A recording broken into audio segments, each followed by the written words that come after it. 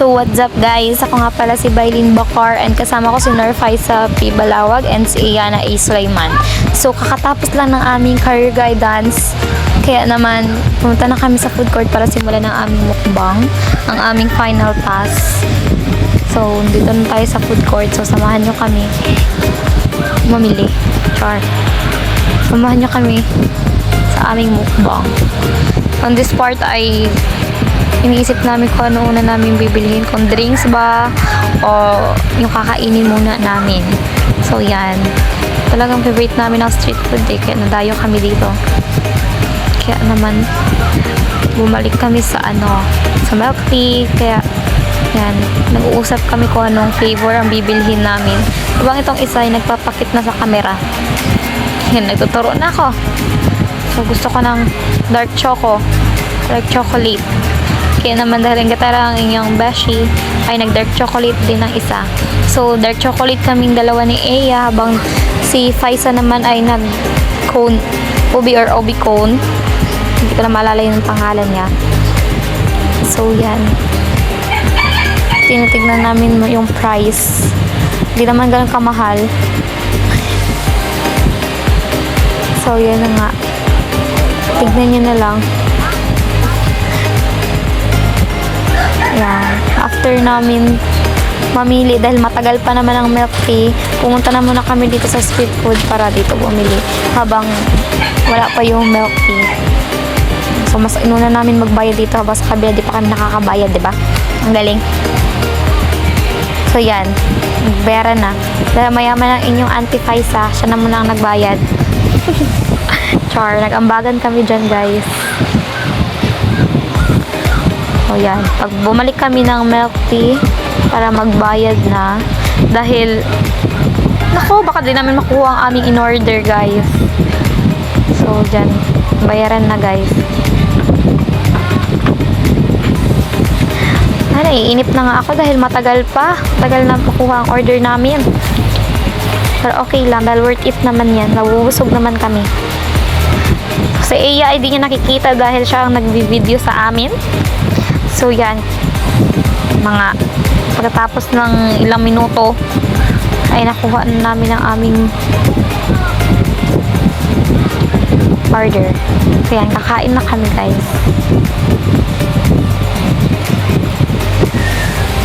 So, nagrereklamo pa ang yung Auntie Norfaisa dahil maliit daw ang cheese na nakuha niya. Pero dahil gutom na kami, kain na kami, guys. Nakikita niyo ba ang aming kinakain? Hindi ko na alam ang tawag dyan, pero ang naalala ko, nag-order kami ng cheese stick and chicken and yung parang hotdog, pero hindi ko alam ang tawag doon. Basta yun, guys. Masarap naman yung aming kinakain. So, while eating ay nagchichikahan kami dyan na part. Yan. Diba? Nag-enjoy naman kami sa aming kinakain eh. Pero dahil busog, dahil kumakain kami, hindi kami gano'n nakakapagkwentuhan. So, tamang tawa lang. Kasi, hinihintay namin ang chat ng mga kaklase namin. Kung hinahanap na ba kami kasi gold kami, ganun kami ka-importante, dapat hinahanap kami. So yan, patawanan na kami. Nagsimula na kaming mag-chismis sa aming mga live. At itong si Eya naman, ay chinichismis niya ang kanyang love life, charot. Ang kanyang crush. Dahil exam na daw sila bukas. Makakasama niya yun, guys. So secret lang natin yun. Yan, mukhang nilalangaw nga kami. Ano ba naman yan? Kumain kasi sa labas. Okay lang. Sarap. Sarap naman yung kinakain namin eh. Okay lang. So, ganyan na nga. Kami kumain. Well, nagtatawanan. Nagkwentuhan. Punong-puno ang bibig. Alas din naman makapagsalita ang inyong Norfaisa eh. Tamang ngiti na lang. Nandiyan na part, guys, ay talaga namang pinagtitripan namin si Eya dahil sa kanyang crush na matalino daw na makakasama niya sa exam niya sa Wednesday. So ayan, masyado ko na siya ina-expose, guys. Ayan, kain tayo. Talagang Nagre-reklamo talaga ako sa part na yan guys kasi hindi ko alam bakit matigas. Hindi ko alam kung manok ba yung kinakain ko, harina. Charot, makaibash nyo kami. Oh, diba? Sobrang kinikilig ang aking Eya. Habang itong isa naman ay seryosong kumakain. Ay, naku, Nerfaisa. Diyan na part nga ay meron tayong mga batang ano, maingay, kaya yan, binigyan ni Faisa ng pera para nahimik na sila. Ano nga matawag doon? So yan, kakain tayo ng cheese stick guys kasi hindi ko na kaya yung tigas ng manok. Hindi ko na kinakaya yung tigasan ng manok guys. Oh, masarap daw sabi ni Faisa. Talaga namang masarap. Pero masaya, hindi nagsasawang minom eh. Parang hindi siya nagugutom. Kanya naman, gutom na gutom ang inyong mga ante.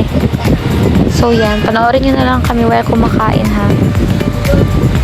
Kasi, syempre, while kumakain talagang hindi namin maiwasan na hindi magsalita dahil focus kami sa pagkain. Nagsubuan pa nga ang dalawa. Char, sinubuan ko si Nerfaisa. At syempre, susubuan ko rin yung isa. Mapagmahal ako na kaibigan eh. Ganun dapat, plastikan, Char. O, diba? Ganun mahal nila ako. Talaga naman, pag mahal ka at mahalin ka rin, eme, Char. And then, ay talagang iniisip namin kung bakit yun na ang lasa ng manok. Kakaiba. Pero, di naman namin binabash yun ha. Masarap naman ang luto nila. Super. Pagdalawa naman eh. Talagang natatawa na lang ako sa pinag-uusapan nila dahil talagang naaalala ko bang love life ang pinag-uusapan nila dyan eh. Pinag-uusapan pa nila kung anong course ang kukunin nila. Tapos ako pa chill-chill lang. Diba? Kasi di ako nakaka-relate eh. Saka susuportahan ko na lang sila. Good listener lang kasi ako guys. Yan. Yun yung sinasabi ko sa inyo parang hotdog pero hindi ko talaga alam ang tawag dyan.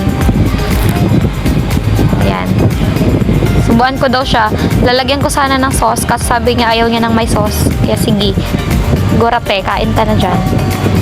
Diba? Tinikman ko rin. Pero masasabi ko lang ay talagang wala siyang lasa. Parang normal lang siya. Normal lang siya na pagkain. Kaya nung sinausaw ko na siya sa cheese ay nagkalasa na siya.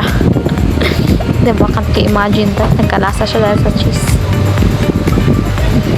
Yan. Nag-enjoy kami sa aming kinakain. Nagkakwentuhan kami.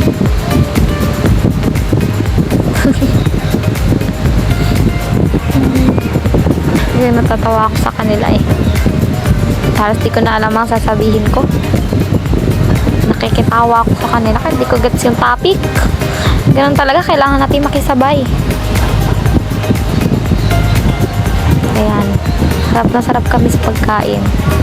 Pero sa totoo lang, di na talaga namin maubos yan.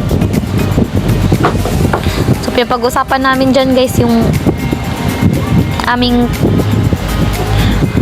course na pipiliin. 3 daw.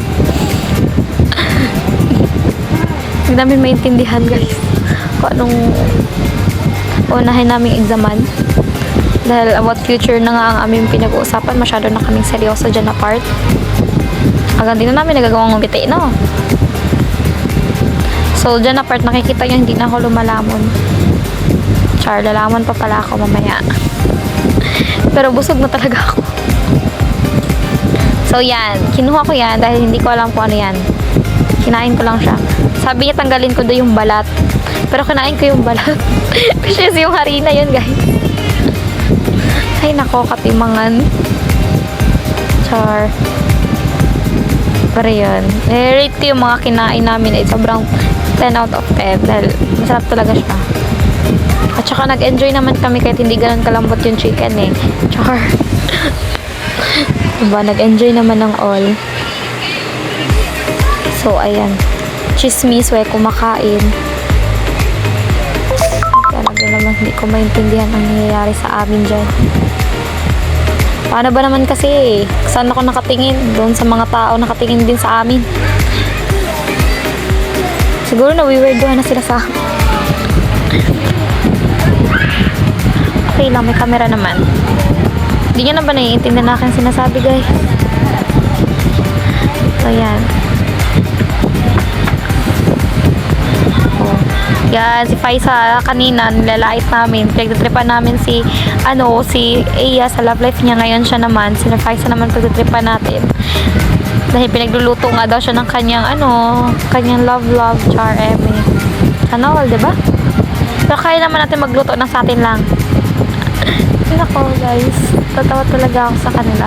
Sobrang magka-vibes talaga kami. Wala na nga akong masabi, kaya ngumingiti na lang ako dahil ako nakaka-relate sa sinasabi niya. At kumakain na naman ako ng manok na matigas. Hindi ko alam bakit matigas yung manok niya. Mas masarap pa yung harina. So yun guys, hindi ko naman binabash yung nagluto niyan. Ini-describe ko lang. Sana huwag nyo kaming i-bash. So yan, mas masarap pa nga yung dark chocolate na iniinom ko kasi kinakain ko. Diyan na part ay wala na akong ganang kumain dahil busog na ako. Hindi ko na alam kung saan banda, saan parte ng tiyan ko pa ilalagay yung kakainin ko. Habang sinurfaisa naman niya, nag-i-enjoy siya sa kinakain niya. Nakikita niya naman, diba? Nag-i-enjoy siya. Oh, diba? Oh. Cheese stick naman. Cheese stick naman para malambot naman. Kakapagod umatgat na matigas eh. Diba? Talaga nawawala yung marites sa amin. Oh. Ako talaga natatawa ako sa kanya. An eternity later. Sobrang daldal ng babaeng to. Seryoso naman tong isa. So yun guys, sana naintindihan niyo ang aming video, diba? Kaya wala kami bang ginawa dyan kundi kumain. Kasi nga mukbang nga, diba? Mukbang. So yun. Sarap naman ang kinakain namin.